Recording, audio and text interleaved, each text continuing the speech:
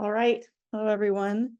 Welcome to the final session of the ALCF Intro to AI-Driven Science on Supercomputers. We're really glad that y'all are here today.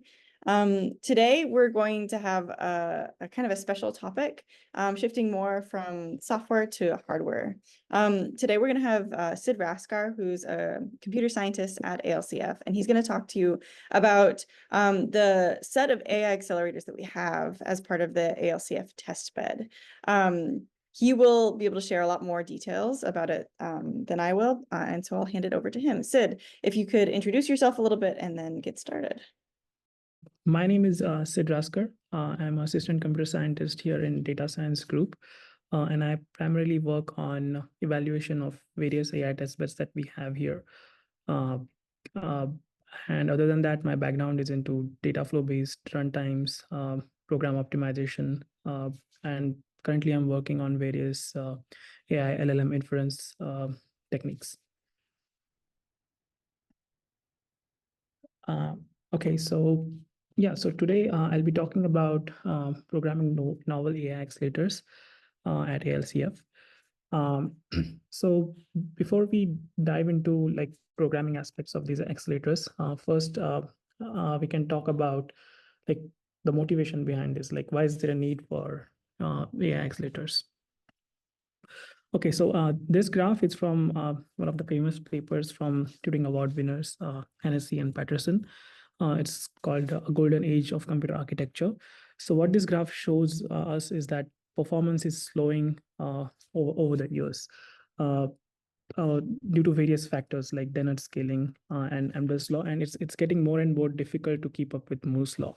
So since 2004, we started adding more cores in order to keep up with the Moore's law, but still like we are kind of seeing end of the line.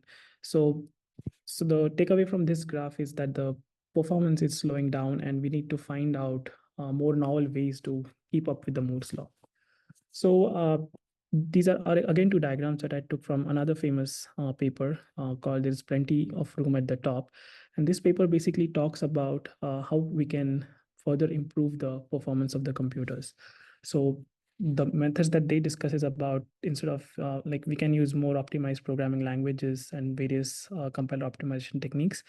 So basically optimization softwares and algorithms, as well as introducing new specialized hardware architectures, which are more domain specific. And that's what I'm going to talk about, some of the hardware architectures in order to further gain more performance out of the computers. So to look into this potential, like how that can be achieved. So ALCF has purchased some of the AI accelerators under the ALCF AI Testbed system. So they have systems from Cerebras. So they have CS2, SambaNova, Graphcore, and Groq. So these four systems are available under the ALCF. And the idea behind under this program is to explore like how these systems can be part of the future infrastructure for supercomputers, and then how the performance of existing science applications looks like on these systems compared to the existing state-of-the-art systems like GPUs. So going into the further details, what exactly we have here is like we have two nodes of CS2s. Each of them consists of 850,000 cores. We have 8 nodes of SambaNova SN30 systems. We have 4 nodes of Graphcore BAU64 IPUs, and we have 8 Groq cores or 9 Groq nodes from Groq system. So this is what we have here at AL System, and today during the hands-on session, these are the systems that we'll be trying on some of the examples. Okay, so this is another table where like it gives a good technical specifications of various aspects, like how many compute units each of this AI testbed has, and then this table compares them with the state-of-the-art GPU from NVIDIA, and this table gives like one comprehensive look of like how many compute units, how much on-chip memory you have, what process is used to like manufacture the chip, what is the size of the system, what is the expected performance that are specified by the vendors, the maximum flops that you can get, what all software stacks are supported on each system. Again, like this is just an overview, and like the support for software stack, etc., keeps on growing as the software stacks get mature. So this table basically gives you that simple overview of all the systems. Okay, so one thing like which is separate between the traditional, like the GPU that we saw here, like A100 system, which is based on something called as von Neumann way of computing, and all the other systems that are under AI testbed, I characterize them under like something like a special architectures. So this figure is from one of the blog from Cerebras systems, but it's very good representation of showing the difference between the traditional von Neumann versus how these accelerators are different. So on left-hand side, you see a typical von Neumann machine there. So there you have one core or multiple cores, and all these cores which are going to do your compute is separated with the memory. So that's a typical architecture, whether it's for a CPU, whether it's an ARM CPU or x86 CPU, or if it's a GPU, like this is what is going on. Like the memory and the compute aspects are separated from each other. On the other hand, in case of this AI accelerators, if you have to abstract everyone's architecture into one simple diagram, then I would say that compute and memory are on the same chip there, and that's what they get their performance from. So in case of Cerebras, for example, they have hundreds and thousands of cores, and each core has some amount of memory. So when you're executing something, you don't have to go all the way back, like in this case, to fetch that data and then execute. So we'll go into the further details of this, but at abstract level, this is how a von Neumann versus this Dataflow or like spatial architectures look like. So another example to further explain this with a simple example here, like if you just want to do A plus B and multiply that with C plus D, what happens on your CPU or a GPU is like you typically have a program counter which goes through each instruction step by step, and you get your output. On the other side, on Dataflow machines, like some of these AI accelerators are Dataflow based, the execution of the program is triggered by the availability of the data tokens and not by the sequence of the program executions. So to illustrate this further, I have this simple animation. So in 3 steps, how the difference is between the von Neumann versus Dataflow is explained.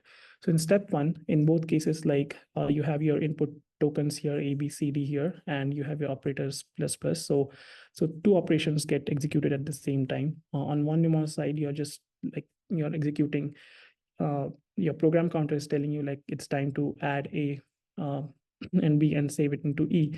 So that's what happens. In second step, on left-hand side, you're again going to execute a second instruction. And the difference here is like you have to get those operands C and D from the memory, and you don't know how much time it's going to take to fetch those operands. And then again, you have to calculate that into F and then send it back to the memory. So all these, you don't know how much time each of the instructions is going to take it. It's not deterministic. On the other hand side, in Dataflow, like the output of the first operations are on the chip itself, and then those intermediate results are passed on to the next operand.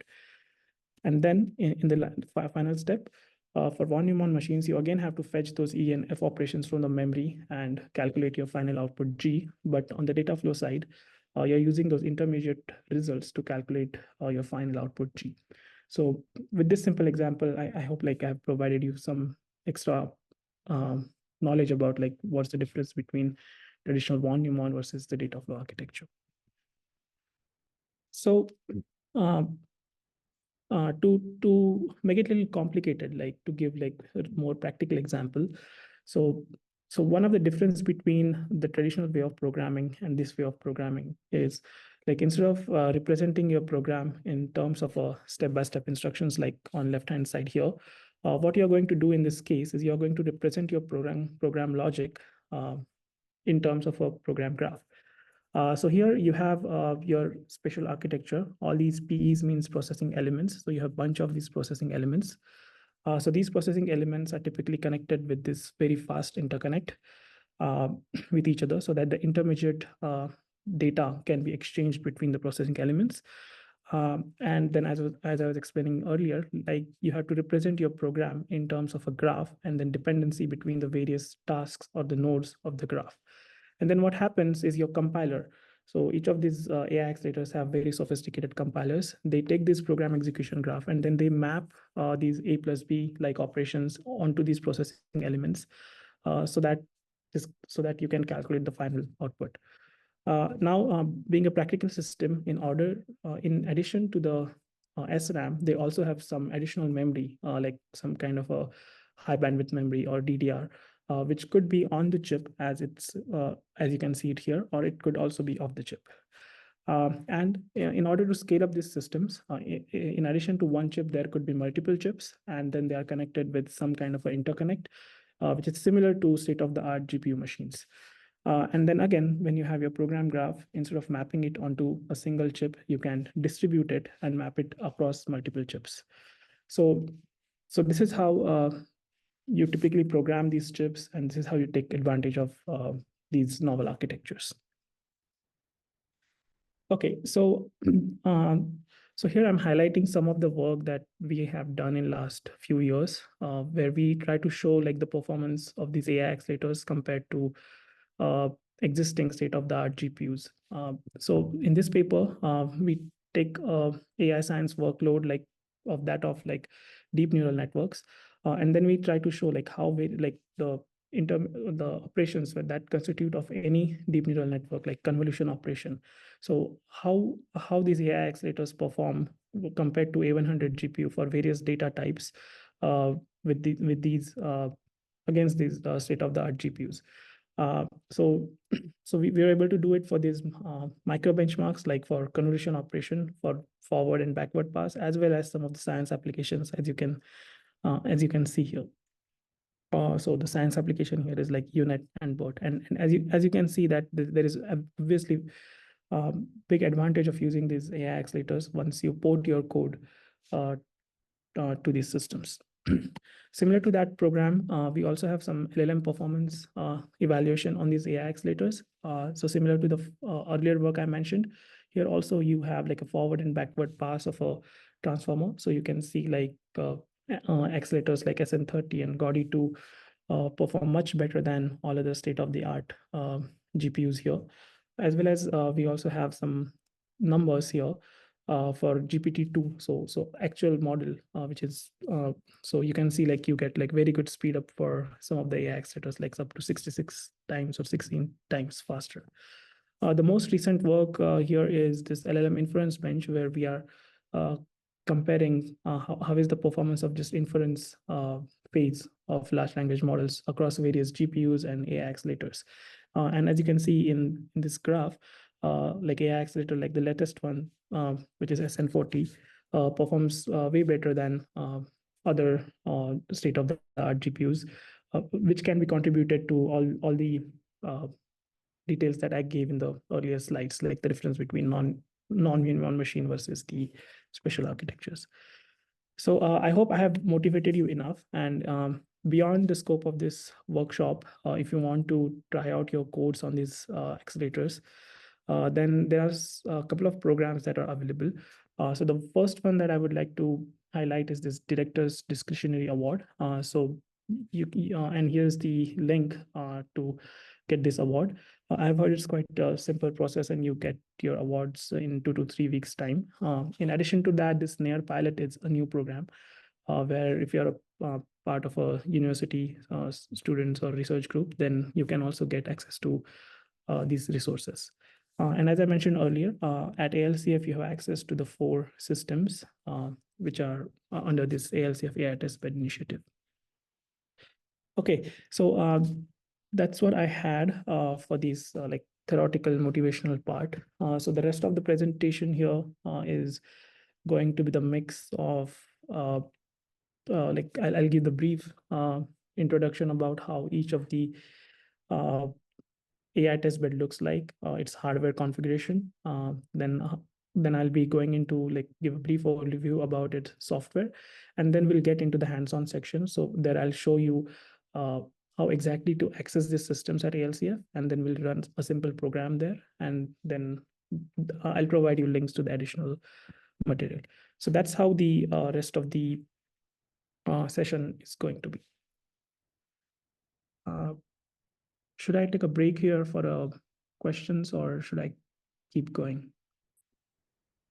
We've had a couple of questions in the chat asking about whether Argonne is going to have any H100s from NVIDIA, and Venkat was able to answer that we have a couple in JLSC, our joint laboratory for systems evaluation, which is sort of our where the AI testbeds or the AI accelerators that you're talking about today used to live before we moved them over.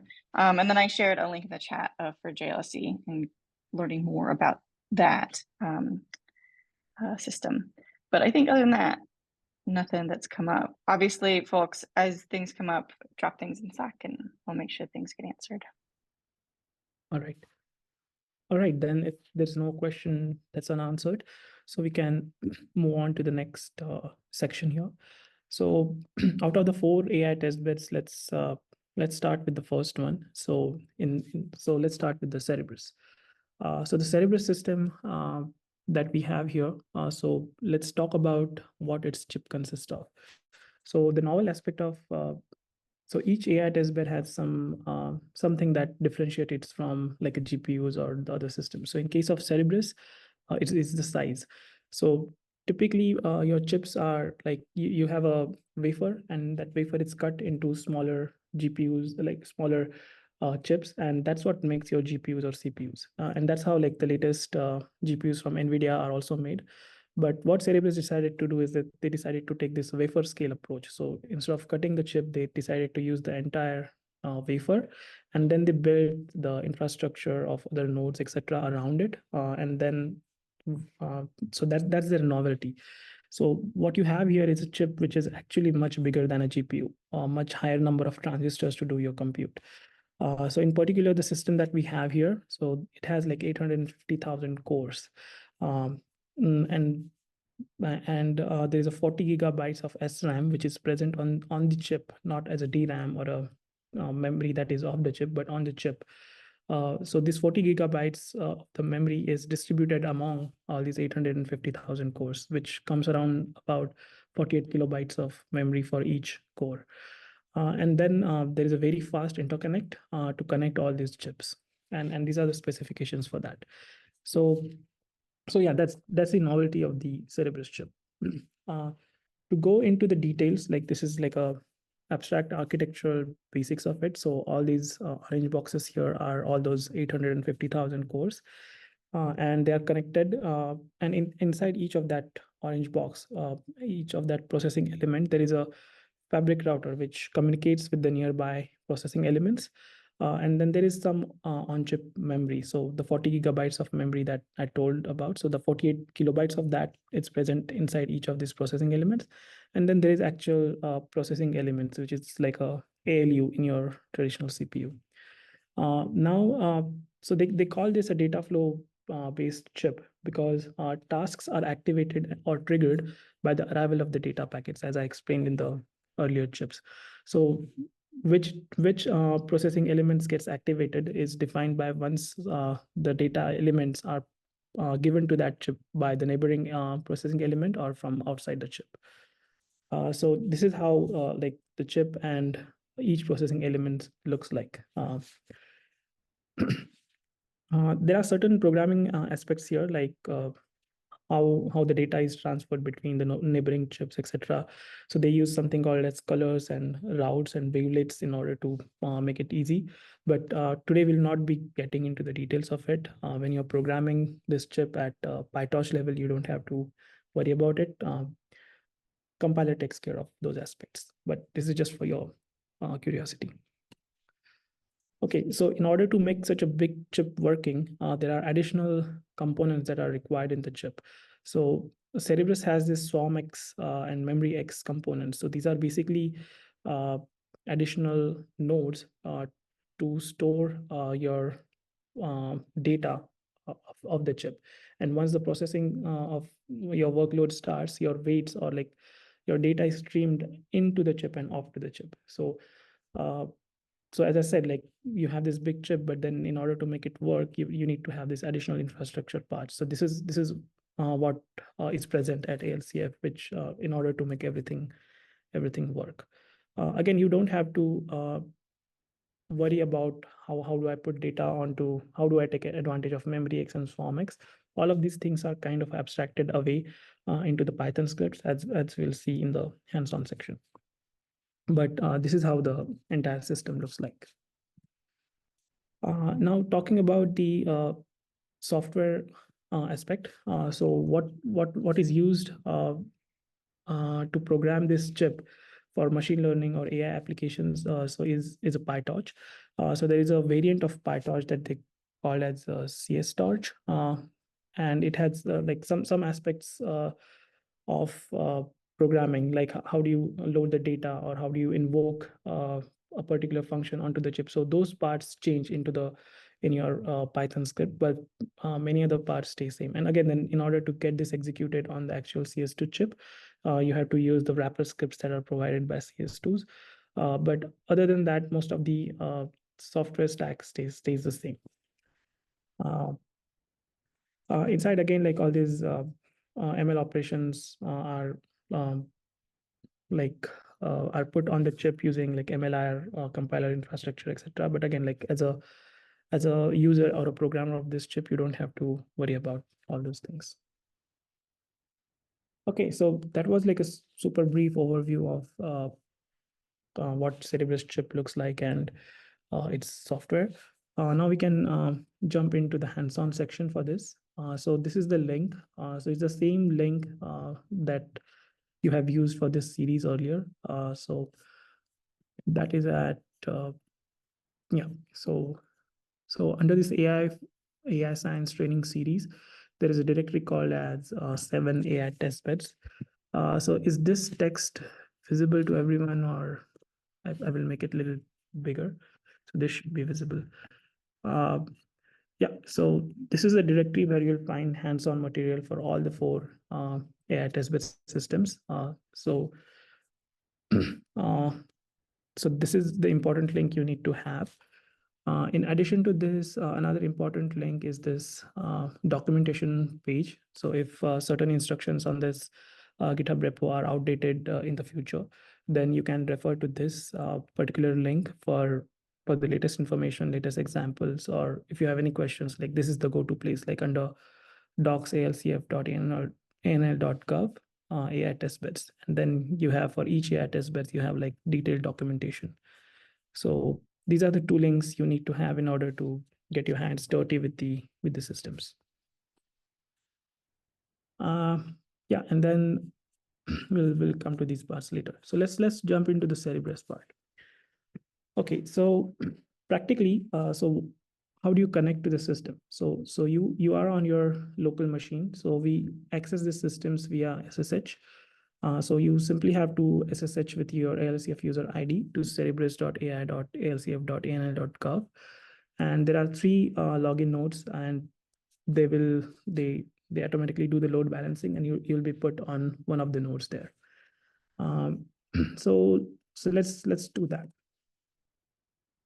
step by step. So yeah, I'll connect to this system. My username is just Raskar, and I'll just connect to it. And I missed C. Okay, now you have to enter your mobile password, similar to how you access other systems under ALCF, like Polaris. So I'll enter that. Okay, and Sid, as you're getting on, we had a question in the chat. Yes.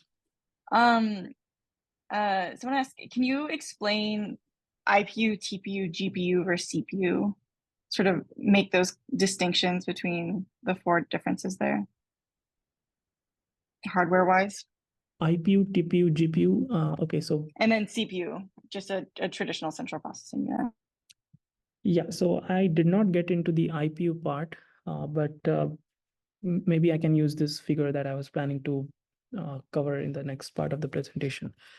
So, so one main difference between the CPU and GPU is the programming model, right? So in CPU, you have multiple cores, and in GPU also you have multiple cores, but the difference there is the programming model. So it's SIMD, or in particular single instruction multiple threads. So in GPU you have lots of cores which are divided across blocks, and then whatever thread you're going to run, so all the threads inside that block are going to work on the same instruction. So the divergence is not allowed into the GPU. If you have divergence, so if you have a thread and there is a if and else statement, and only half of the threads are going to execute one part of that if, and others are not going to execute. So that's how you get less utilization in the GPU. Other than that, in CPU and GPU, like nowadays you also have like caches and multiple cores, etc. But like I would say that's one of the main difference. On the other hand side, in CPU, you have in order to do parallelism, you have like OpenMP or pthreads, and there is a lot of fast context switching between the threads into like a heap memory. So those are the main differences I would say between the GPU and a CPU. Then you mentioned a TPU. So I assume TPU is like a tensor processing unit. That's Google's TPU, right? So I would say that's another domain specific accelerator. I don't have all the architectural details there, but I would say it's kind of a systolic array. So it's similar to how inside your modern GPUs you have like tensor cores. So what they typically do is they take just one aspect of computation, like matrix multiplication, and they do it in a very efficient way. So there are various matrix multiplication on algorithms like Strawson's algorithm that you can look up, where you make sure that there is a minimum amount of transfer between the global memory and the memory of your accelerator. So once your matrix A and B are on the chip, like these algorithms make sure that nothing leaves from the chip, like all the intermediate data is calculated, and in waves you calculate entire matrix. So it's one of the most efficient way of doing GEM. So TPUs basically take advantage of that. And then for IPUs, so IPU is like a AI accelerator from Graphcore. So what they do is they have something called as multiple instructions, multiple data architecture. So similar to GPU, they have lots of cores, but one main difference the way IPU works and GPU works is like IPU works in like in steps. So it's called as a BSP model. So either all of the chips are either working, so they are doing some kind of a computation, and if one of the core is going to take extra time to do its computation, then all other chips are going to wait for that. Then it's going to change. So all the chips are either going to do exchange. So they are going to exchange all this data. And then all the chips are going to wait for everyone to finish the exchange, and then there is going to be compute. So that's the main difference, the way IPU works. So they work in this sync, compute, exchange phases, which is different than the Dataflow, than the Cerebras way of doing it, right? So there,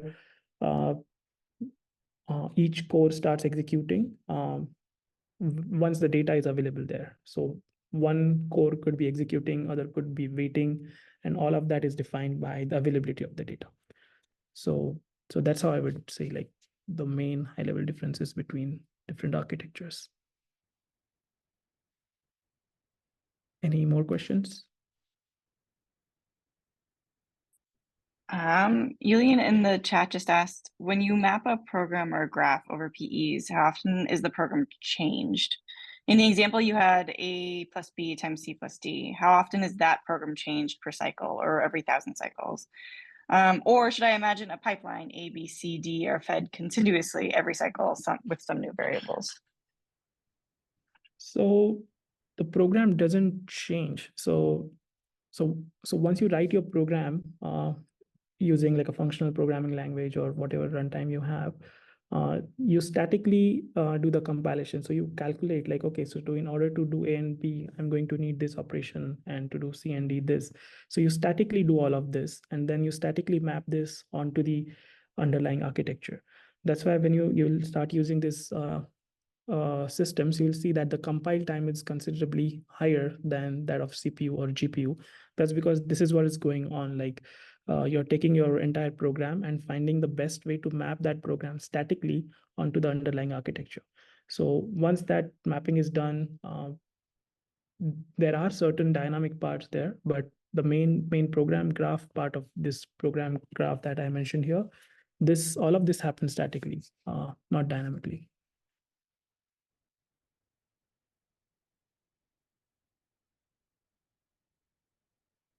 Yeah. Great, thanks. Okay. Okay, so getting back to the hands-on section. So once you SSH to this place, you will either get on one of these login nodes, and once you're there, you're good to start doing your work. So the workflow here is kind of similar to that of the GPUs as well. So typically what you have to start is like create some kind of a virtual environment, install all the required dependencies, and then you're ready to start doing your work. So that's the step one. So okay, so let's do that. So I already have, so I already have this, but let me remove this. Let me remove this.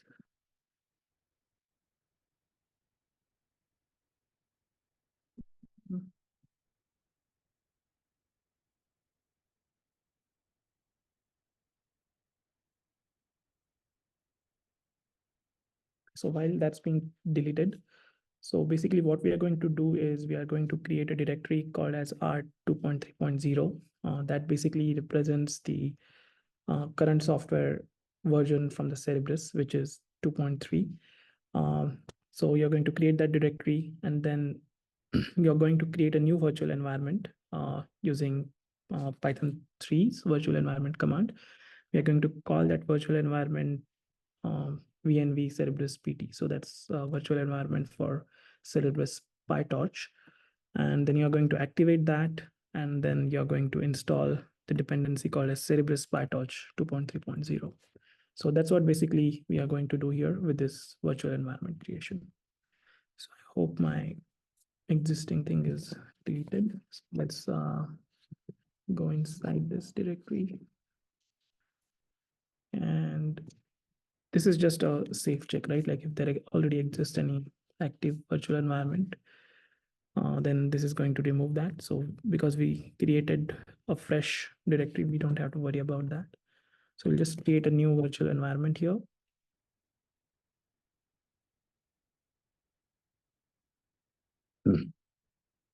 And once it's done, we are simply going to activate that. Source, we PyTorch bin, activate. Okay, so as you can see here, that virtual environment is activated here. So we are just going to upgrade our pip just to avoid, make sure that it is available. And then we are going to simply install this dependency. So while this is going on, it has a lot of dependencies. Let us go to the next steps here. So for Cerebras, various examples are present in this something called as Cerebras Model Zoo. It's open source, so you can go to this github.com Cerebras Model Zoo, which we'll do right now. So this is where you'll find various examples from Cerebras.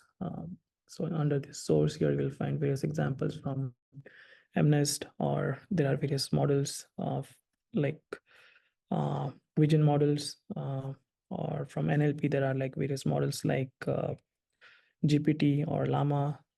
So all of this is present here. It's all open source, and you can explore all of that. So what we are going to do today, so the next step here is basically inside that directory that we created, we are going to clone this Cerebras models repository. We are going to check out this particular release because, as I said, like they keep on releasing new versions, and there are lots of tags here. So we are going to get this 0.3.0 version. perhaps you can also try the latest one, but like what I have tried, the latest is this one. So you're going to check out that particular version. So let's see if this part is done. It's still not done. So once that is done, what you're going to basically do is install all these requirements. So in this model zoo, you have all these requirements. So which are needed to execute the example today. So we just have to install them. So the workflow so far is, so you're working on Cerebras login node. So far you're not using your CS2 chip at all. You're still on a login node. You're on x86-based CPU. So process to create virtual environment, installing dependencies, it's exactly same as if you're working on a CPU or a GPU. Nothing changes so far.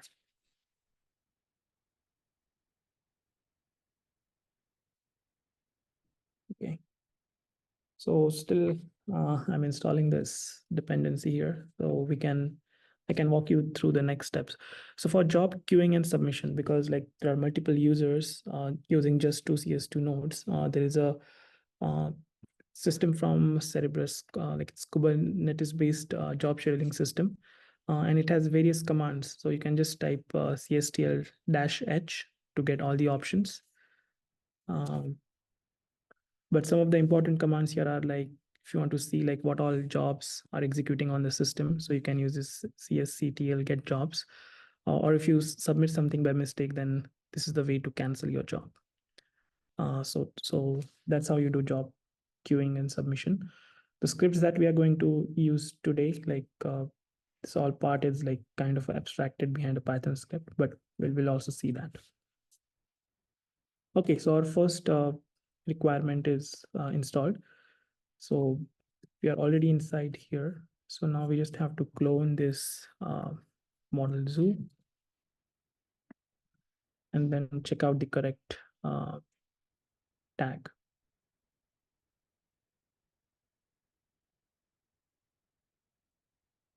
And correct tag is like, as I showed you on GitHub as well, there are various tags, and the one that we are interested in is 2.3.0.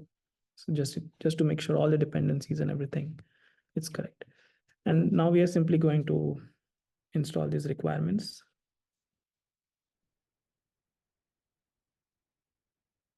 This should take less time than the earlier one. Okay, so the example that we are going to try out today is the GPT-J example, which is again present in the model zoo here. Inside model zoo, models, NLP, GPT-J. So this is the example that we are going to execute on the CS2 system today. So instructions to execute this example are present in this different file here, gptj.md. So while our requirements are being installing, let me walk you through what exactly we are going to do here. So the steps are quite simple. So you're going to go into the correct directory to execute this example. So as I showed you, it's like under Cerebras model zoo, models, NLP, and GPT-J. Once there, you're going to activate your freshly created virtual environment. And this is the address for that. And then there are a few things. So for that part, let me show you here.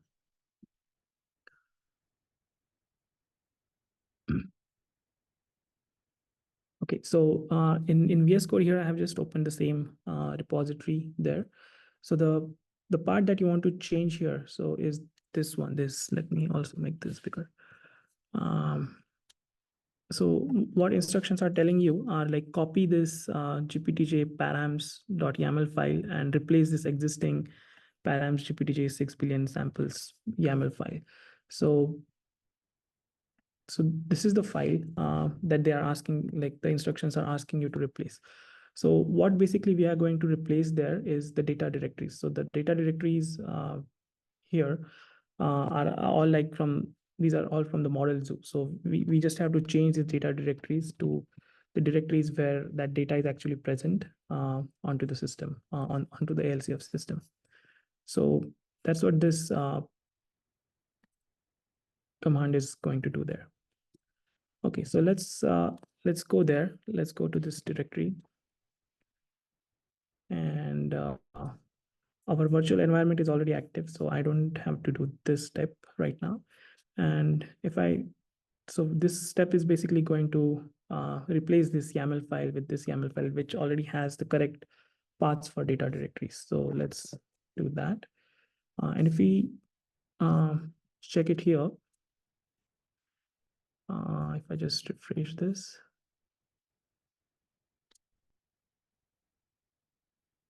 to reload it maybe. So let me see.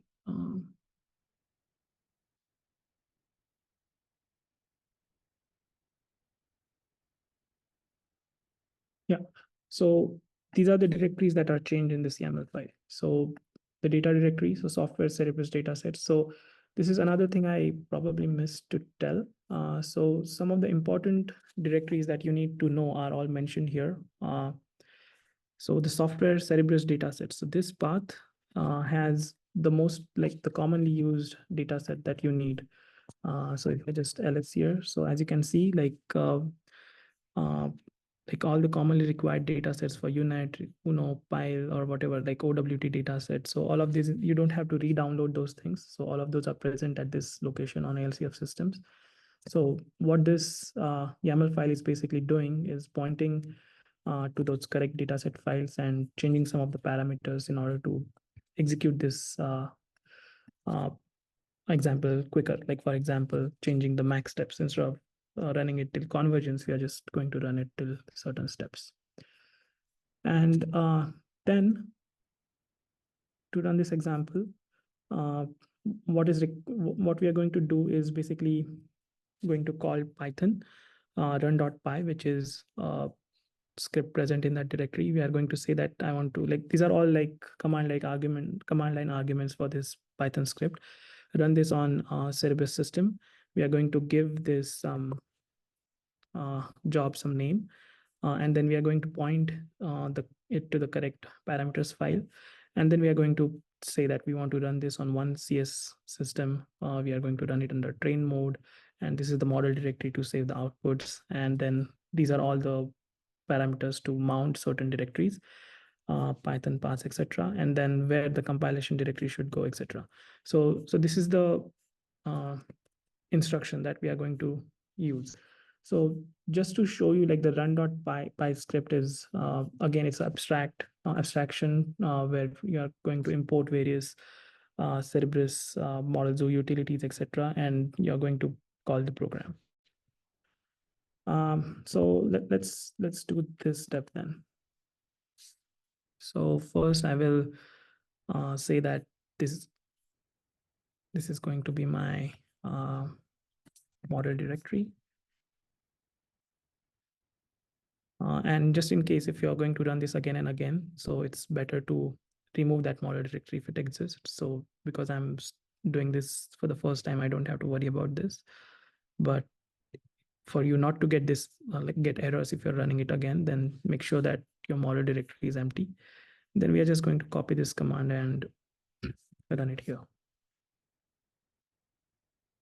Okay, so yeah, that's all that it takes to run a simple example on CS2 systems. Now, if you want to check the status of this, the command, as I said, was cs cpl get jobs. So yeah, as you can see here, there are several jobs already running. My job should be, I should be able to see my job there. Yeah, so it's starting its execution. So yeah, so it's going to take some time to do its 200 steps. So we'll come back to this screen and revisit this again. But for the sake of time, we can move on to the next AI testbed system. Here I would like to quickly take a break and see if there are any questions.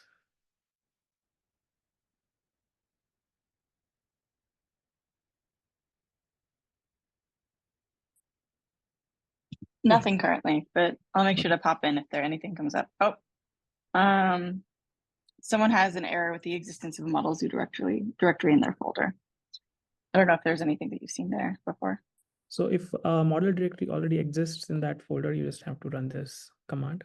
So it will basically delete the existing model directory, or you can change the name of model directory here if you want to keep the old model directory.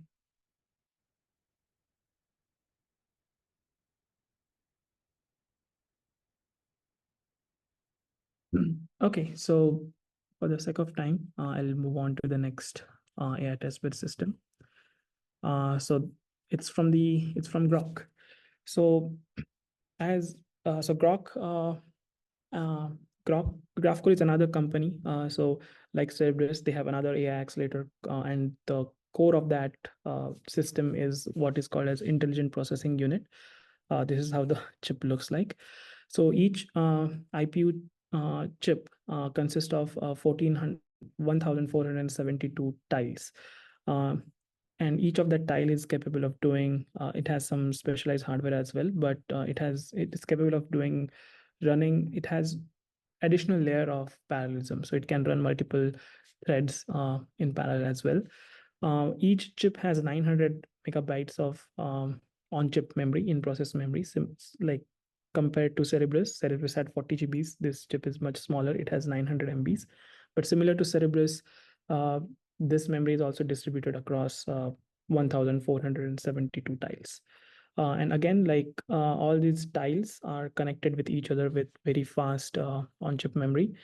And because this chip is relatively smaller than the Cerebras or GPU, so they have invested a lot on something called as IPU links. You can think of them as something like NV links. So these are interconnects that are used to connect these IPUs directly with each other without need to go through the host or the PCIe bandwidth. So that's how you're able to put a lot of IPU tiles together and get your speed up. So I have already explained this tile, but at high level, like these are this is how IPU is different than a traditional CPU and a GPU. The main difference being its programming models, which is multiple instructions, multiple data. So multiple instructions are getting executed on multiple tiles, and all of them can be accessing same or multiple different types of data. Then this is the important distinguishing part of IPU, like for Graphcore's IPU chip. So it's not a data flow based system. It's not a volume-on based system. It follows something called as a bulk synchronous parallelism model. And the novelty there is it works in the same compute exchange phases. So all of the chip is either in one of these states. So the novelty here is like you had supercomputers back in 90s, which were based on BSP model. So all the different nodes in the supercomputer, so whatever is happening here at a chip level was happening at a supercomputer level. So there were some algorithms popular back in the time, BSP algorithms to do something. But the novelty here is like this is the first time like some company has taken this and put it at a chip level. So instead of at a huge cluster level, it's happening in a chip level. So that's a novelty here. So Graphcore has a quite robust software stack. So it supports all these various ML applications, from neural networks to LLMs to graph neural networks. And the software stack they do support like TensorFlow and Onyx and everything. But what we'll be going to focus today is going to be on PyTorch. And then they also have this like other popular POPC library in order to, like, you can also use C++ to code these chips. We'll not be getting into that today. We'll be focusing only on the AI part. And then they also have these profiling tools in order to see like how exactly your programming executing on the chip. Is it able to utilize the chip correctly? What is the power consumption, etc. So it can give you that extra levels of detail. So it has very good profiling tools. So feel free to check out this graph analyzer and system analyzer there. Graphcore also has very robust tutorials and code examples that we'll be getting in one of those examples today. So this is how the software stack for Graphcore looks like. Again, like all the details that I mentioned, like this PSP model and this differences, when you're programming at PyTorch level, you don't have to think about all those things. It's just for your knowledge. If you want to go at a deeper level, then you can start thinking about how the programming model and runtime is different. So with that, we can get into the hands-on part for the Graphcore. So instead of Cerebras directly, you just have to get into the Graphcore directory. So before we move on to the Graphcore, one aspect I wanted to mention here was the homework. So I have provided instructions to run BERT model here, BERT large. So for those of you who have access to ALCF systems, you can run this BERT model for various batch sizes and then see the differences in performance, and you can submit that as a homework. Another note on homework. So there are two ways to do homework. So if you have access to ALCF systems, you can follow these links to homework sections for the hands-on section. So for Cerebras, SambaNova, Graphcore, you have homeworks on those pages, so you can submit that. Or if you don't have access to ALCF systems, I have like 4 theoretical questions here. So you can, you don't have to have access to ALCF systems. You can use those questions and submit your homework. So it's either or homework, depending on what you're interested in. Okay, with that note, we can dig into the Graphcore hands-on. So similar to Cerebras system, what you have to do is from your local machine, you have to SSH to this address, GC login 01 or 02. Once you're on this system, there is another step here, before you can use the IPUs. So from one of these systems, then you have to SSH to one of these 4 systems, which are GC Poplar nodes. And once you're on these systems, you can use then you can use your job schedulers to schedule your jobs onto the IPUs. So we have 64 of those IPUs. So all of those are accessible from any of the Poplar nodes. So let's follow these 2 instructions. So let's SSH to GC login 01. So I'll start a new terminal here. Similar to earlier system, I'll be just using my username. Now here it did not ask me for a password because I already have a parallel session running onto the another terminal. But for you, it will ask you your mobile passcode, and you should enter it here. So now you're on GC login 1, and as the instructions say, from here you have to log into one of these nodes. Randomly, I'm just going to choose GC Poplar 03. So I'll be simply SSHing from here to this node. So I have SSH twice there. Maybe first time. So yeah, with that, I'm on the GC Poplar 3. So that's it. So you're here with just those 2 steps. Now, similar to the Cerebras, the first step here is to create a virtual environment. Now, for the sake of time, it's already almost 4 o'clock. I will not be following these instructions along with you, but the instructions are very similar to what we did on Cerebras, right? So you just have to create a new directory, and you have to create a new virtual environment using this command. In this case, we are going to create this virtual environment name is PopTorch 33. So PopTorch is what Graphcore calls, it's their PyTorch. It's their implementation of PyTorch. And 3.3 basically means like they have this Poplar SDK at version 3.3. So this is a convenient name for that virtual environment. So once you create this virtual environment, you're simply going to activate it.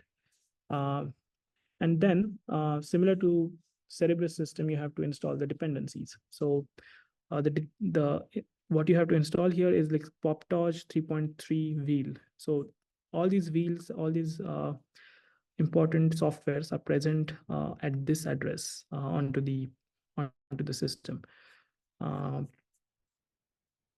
Yeah, so Graphcore SDK path. So this is where you'll find all the important softwares for Graphcore 3.3. Yeah, so this is where you'll find all the wheels, and if you want to use like a TensorFlow wheel for that, Poplips, everything. So all of that is present here. You can directly install it from here. So in these instructions, that's what they have done, like simply install this PopTorch. So I have already done all of this. So I will not be doing this, but what I'll be doing is I'll be activating the PopTorch 33 environment that I already have present on my site. Yeah, so because I have already followed those instructions prior, so I already have this PopTorch 33 environment here. And I have also installed this PopTorch 3.3 there. So you can quickly check that with piplist grep torch. It will show me that PopTorch is installed, okay, along with the other things. Now, similar to Cerebras Model Zoo, Graphcore also has their repository for examples, which is on github.com/graphcore/examples. Yeah, so this is where they have various examples from, like graph neural networks. They have various GNNs implement like code for that here. You're free to try out these examples. Then they also have various examples from NLP like BERT, Bloom, GPT-2, Llama, etc. So all the examples are present in this location. Something that I'm not going to cover right now, but if you want to explore, you can check out the tutorials directory. So you have tutorials for like PyTorch, etc. So you can go here and check out all the examples here as well. So just a quick walkthrough of the examples repository. So what we are going to focus on today is this GPT-2 example. So in order to do this, you're simply going to create a directory and you're going to clone this repository here. And Graphcore also has various versions of the software stack. So you're going to check out this particular version 3.3.0. So I have already done this. So I will not clone it again. I should have examples. Yeah. So yeah, I already have cloned it and I have checked out the correct version. Now, unlike Cerebras, Graphcore uses Slurm job scheduler here.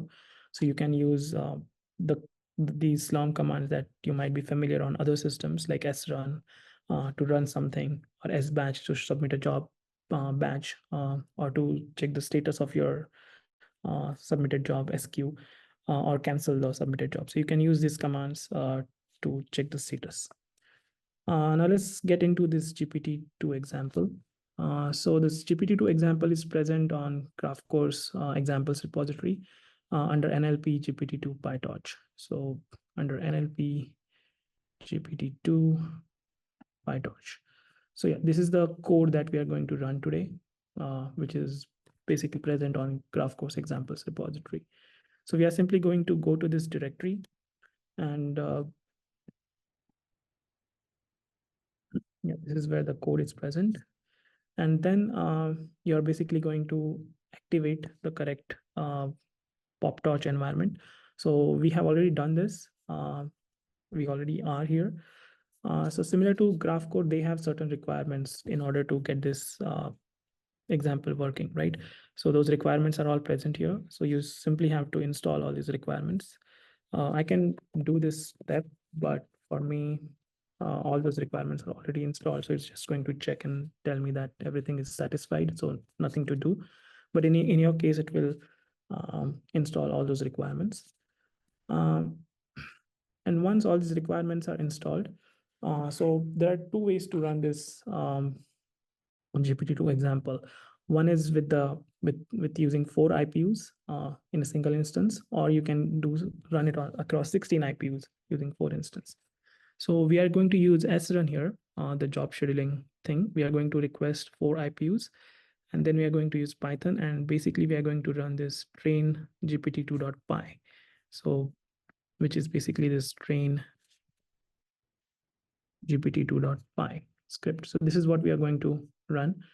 Now it has like the code mostly looks like a GPU, like how you create model and the forward pass and backward pass. Those parts are going to be the same, but the parts for the data loading and how do you exactly use the IPUs, for that you have to depend on the Graphcore based methods there. Like you have to use this data loader from PopTorch, you have to use these neural networks from, so all of there are things that are different. So feel free to explore what is different, how the code is different from the GPU. So that's the Python script that we are going to use.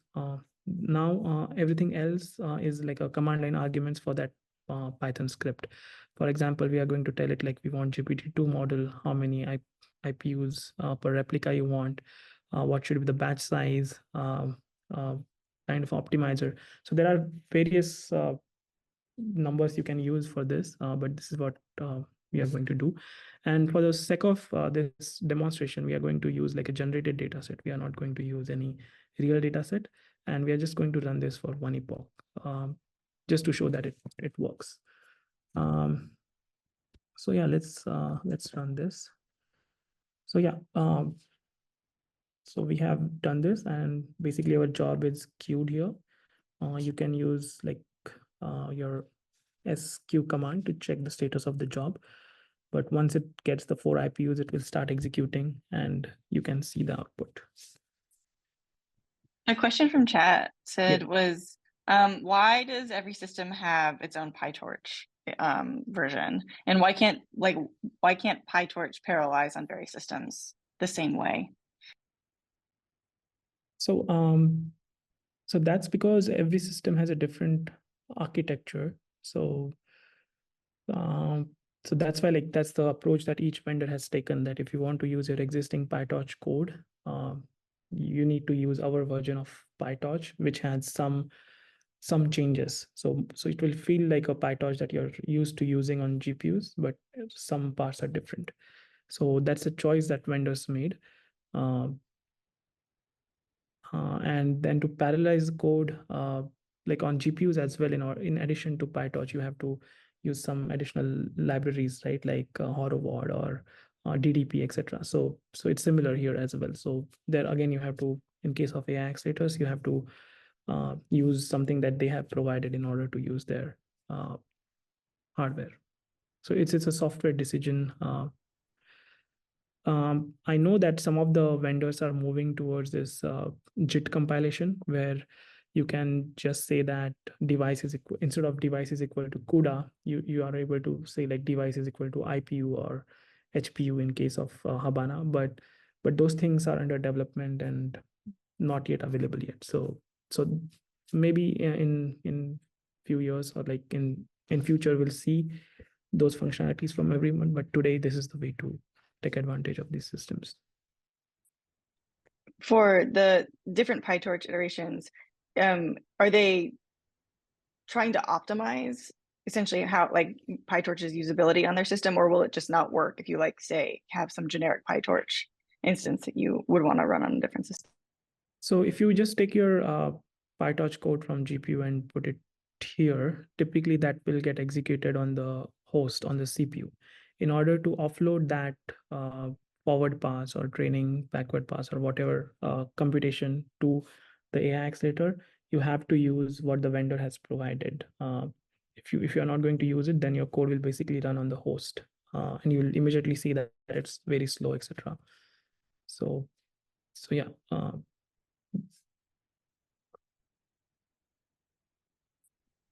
Great. Okay, so yeah, it's running, and you can see the output here, and we can come back to the screen to see how when it finishes. So that's basically how you run simple GPT-2 training on the IPU systems. And here I have a sample output as well, just in case if you want to refer to it. Now for the Graphcore, what do I want to say? So for the homework part, you can run either MNIST or BERT example. The instructions are already present here, so you can follow them similar to the GPT-2 example. MNIST is a very good start. Like if you want to understand what exact parts you have to change in the code. So this is a very good starting point. As I mentioned, like Graphcore has very robust profiling tools. And here I have provided instructions to use those profiling tools like Graph Analyzer and System Analyzer. So basically, you just have to export these options. Like I want to use popular engine options, and then just provide a directory where your profiling output should go. And then you just have to run your program, your Python script, and that's it. Like it will have all the profiling information in this directory. And then they have this software called as, you can download this PopVision graph analyzer on your local machine, and then open this graph profile there. And there you will see like all the inside details of the profiling tool. And then for any software, like most of the software that you will need on the Graphcore system is present at this location. I have already showed you the Graphcore examples directory, very good resource for all the examples. And then Graphcore also has very good documentation. So these are the useful resources from Graphcore. Okay, so that concludes our second AI testbed for the day. The third AI testbed is SambaNova. So what we have at ALCF from SambaNova is SambaNova Cardinal SN30 system, RDU. RDU stands for Reconfigurable Data Flow Unit. So what this system consists of is, I don't have the number of PMUs and PCUs. So it consists of around 600 compute units and memory units. So we'll see the layout of that in the next slide. But instead of having multiple tiles or cores, which are present in the earlier architectures, what SambaNova has, it's like it has their compute units and memory units, and they have this mesh which is connecting its compute units and memory units together. And then it has 640 MBs distributed across all those compute units. And this chip takes like a little hybrid approach. So in addition to SRAM on the chip, it also has very fast access to very fast high bandwidth memory, as well as like around 1 terabytes of DDR memory. So that's the novelty about this chip. So as I was explaining, each chip consists of 8 tiles, and then inside each of the tile, it consists of this memory units and these PCUs, compute units. And then they are connected with the help of this very fast interconnect.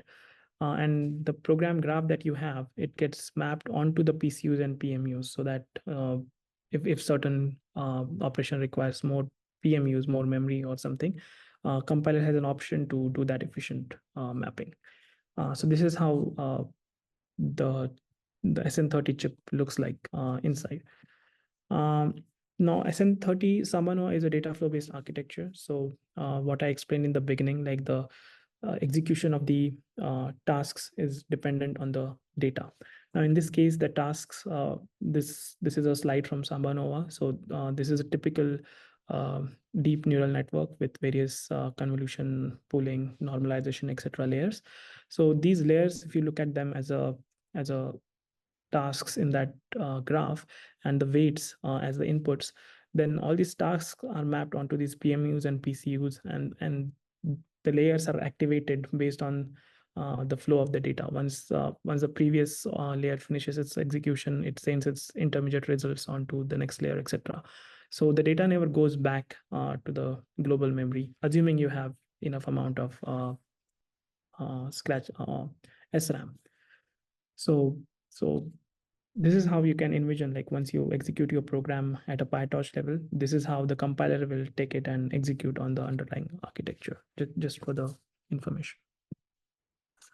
Now, similar to the earlier two testbeds, SambaNova has their spin to PyTorch. They call it SambaFlow. So that's what you will be using at a highest level. And then that the one main difference here is like there are two steps in the execution of a program.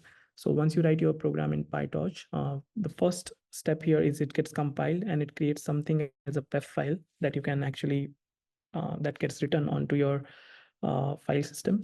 And then in the second stage, you can take that PEF file and you use the SambaNova runtime to actually get it to run on the underlying RDUs.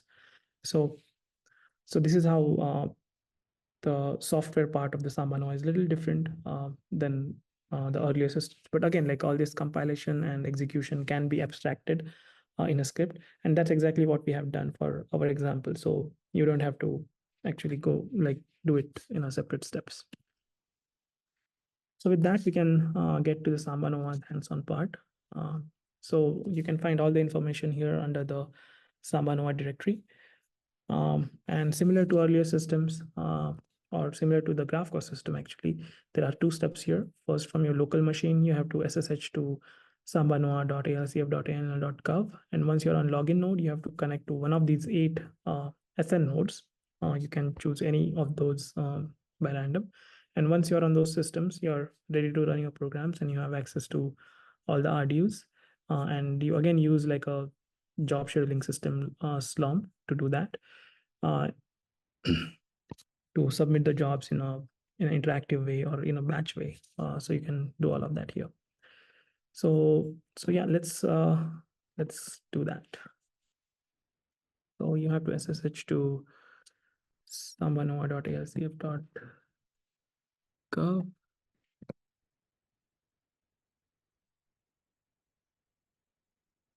Okay, again, I was connected to this. I have a parallel session going on, so it didn't ask me for password, but in your case, you can enter your mobile pass plus code there. And once you are there, you can SSH to any of these systems, which I've also provided here. In my case, I'll just choose the first one. So SSH to R1H1. And with that, I'm on the R1H1 node here, and we are ready to run our programs. So the example that we'll be trying out today is GPT-2. Now, SambaNova doesn't have like a model zoo or examples as such, those kind of directories. So all the examples that they have are under this on the ALCF system itself. It's under OPT SambaFlow apps. Now so what I recommend you to do is like you can copy all these apps onto your home directory, and from there you can run them. So I have already done this on the SN system. Okay, so I have already copied those apps to my home directory. So I make it bigger. So the structure of the apps directory looks like this, like similar to the earlier one. So it has some starter scripts here that you can explore, like MNIST program or some MLP programs, some applications from speech, or the one that we are going to try today is these from NLP directory. So yeah, like this is the structure of the apps directory.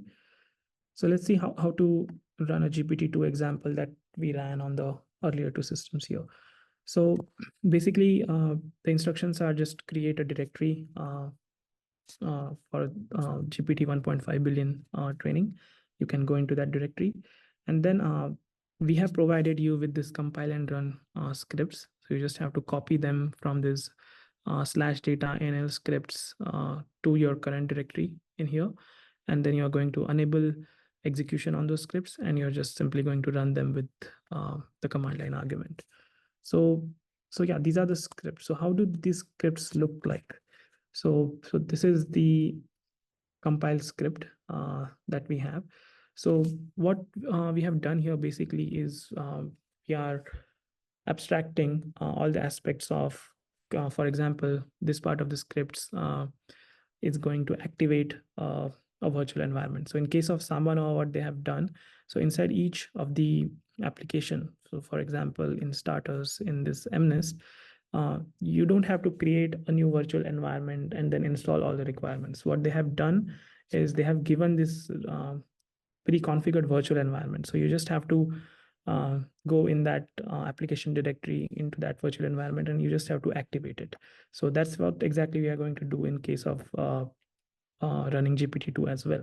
So you're going to activate the virtual environment, and then you're going to give it like what should be the output path, where all the data log should go, and so on and so forth, like where the data should go and everything. So all of that is present in this shell script that you can explore, and then the command to run this. So you're simply going to use this Python, and then you're going to call this transformer hooks.py script, which is again present here, which again looks very similar to how you have your GPU code, but again here you're going to use lots of imports from SambaFlow.samba, graph, utilities, logging, etc. So these are the things that makes you execute those codes onto actual RDU. So you're going to compose your command like this. You're going to give a path name. So where should the compiled binary should go to, and where the output should go. So all these command line arguments, what should be the sequence length, etc., batch size. So this is how the command is created. And then you're going to simply use like a sbatch command here with that as input, and you're going to execute it. So yeah, you can explore this shell script, but for now, I'm just going to go into this directory, and I have already like copied this. I've already created this directory, and I have copied this shell script onto there. So what I'm going to do is simply going to execute that. There should be only one CD, and then I'm simply going to execute that. Yeah, so we gave an output path here. So this is where the output of the script is going to get written. So you can monitor this. So you can just use something like this to monitor it in real time, and you can see the execution has started, and we can come back to this page to see how the training progresses over the next few minutes. While this is going, you can also again open a parallel window and see like if your job is being scheduled, or is it waiting for resources, etc. So you can use all those slurm commands for this as well.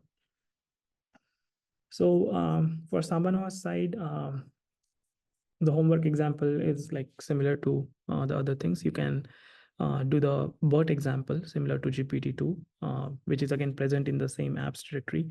And the instructions to get that running are present under this BERT directory here. So the instructions are there. You just have to go and follow those for the homework part. And these are the important paths on the system that you should be aware of. You are already aware of this apps directory. You just have to copy it to your home directory. Then the commonly required data scripts, like the GPT script itself is, and similar to that, there are other scripts. All of those are present here. And commonly required data sets for all these scripts are present at this location. So you don't have to re-download all those things. So those are the useful resources on the SambaNova side. Okay, so that concludes the SambaNova part. So any questions that I can answer on this?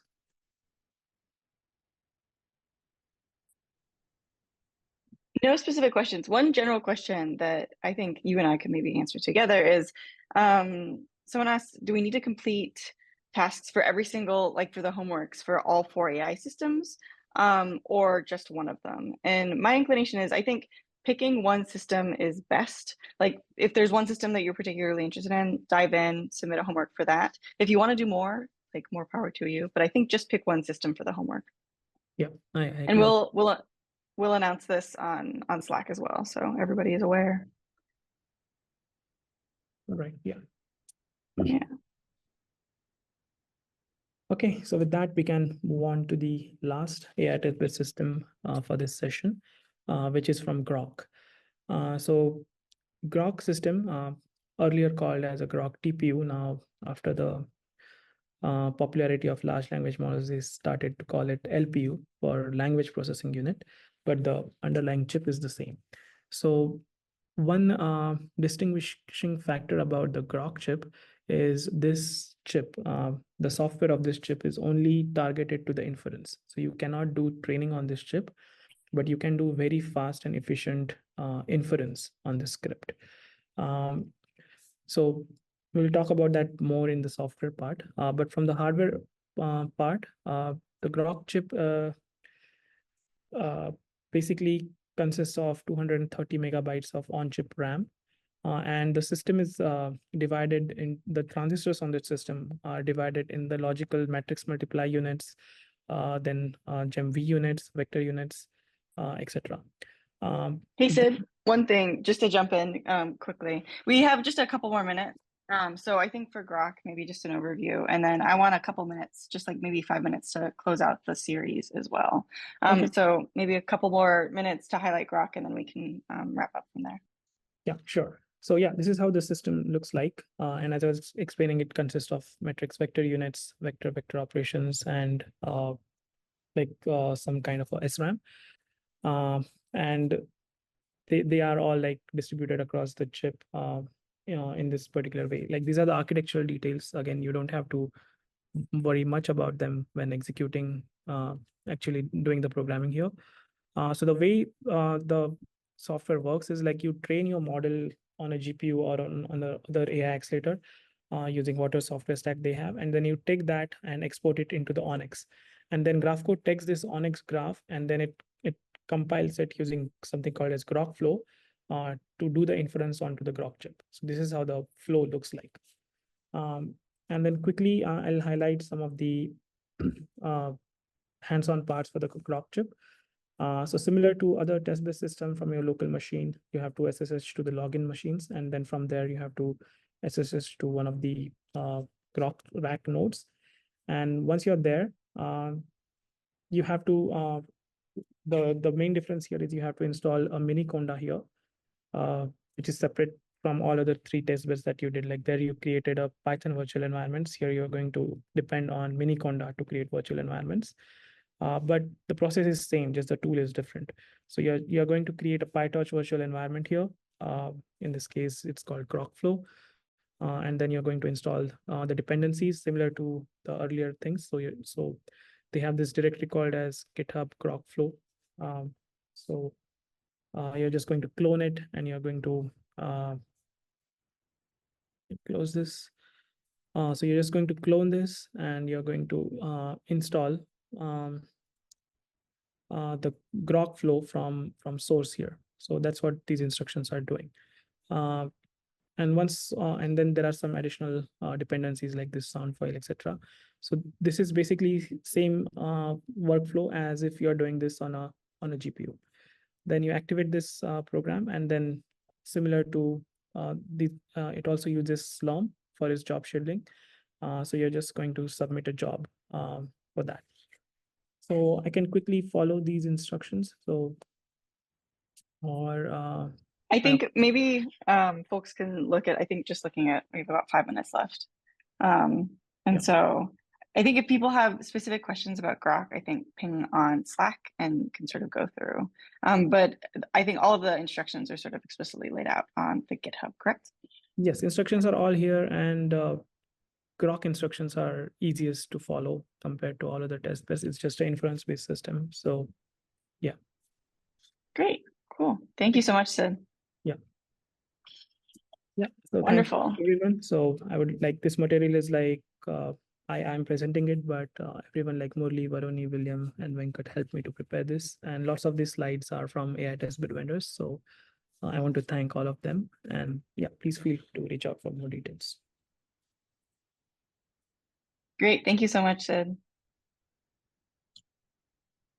So in our final minutes, I wanted first to say thank you for all of you sticking around over the past 7 weeks as we have introduced you to sort of fundamentals of AI, and then jumped into neural networks, large language models, and then more specific AI specific hardware to sort of make all of the cool programs that you have learned about be even more efficient and effective.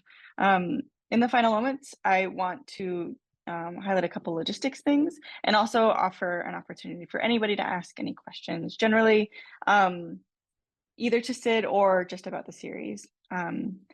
As you probably saw at the top of the presentation, for homework homework will be due November 26th. This is something that I've put on Slack a couple of times. I'll put on it again, but all homeworks will be due November the 26th if you want to be considered for digital badges. If you submit at least 3, you will get a beginner's badge. If you submit all 7, you'll get an advanced badge. And as far as like when you'll hear back about that, November the 26th is a Tuesday of Thanksgiving week. And so you will start hearing back about all of that the week after, the first week of December, just so everybody sort of has that week off. All of the recordings of all of these sessions are up online already. You've probably seen them posted in Slack and emailed. They will be ultimately all compiled into one easy to find place. So once that's all there, I'll make sure that everything is emailed out, Slacked out, so you all have access to these things long term. The accounts that you have, for those of you who have ALCF accounts, your accounts, I believe, will expire, I think, December the 30th or 31st. You have essentially the accounts will exist through the end of this year. You will have access to ALCF systems through the end of this year. So if you want to keep on trying things out on Polaris or Sophia or on any of the AI testbed systems, you're welcome to. Continue to try to use things, whether it's for obviously doing homework, but if there's something that you want to try yourself, you're welcome to try things out. I think that's all I have. Does anybody have any questions before we wrap up for a final time today?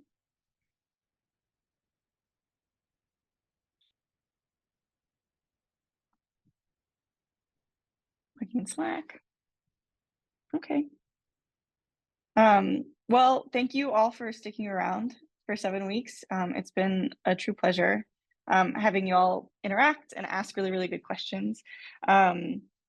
Again, if you have more questions, if you want more information about internships or opportunities at Argonne, please feel free to reach out to me on Slack or on email. We would love to see some of you next summer if you're interested. So if you're interested in doing an internship at Argonne, please come on down. And with that, I think I will wrap it up. Thank you so much.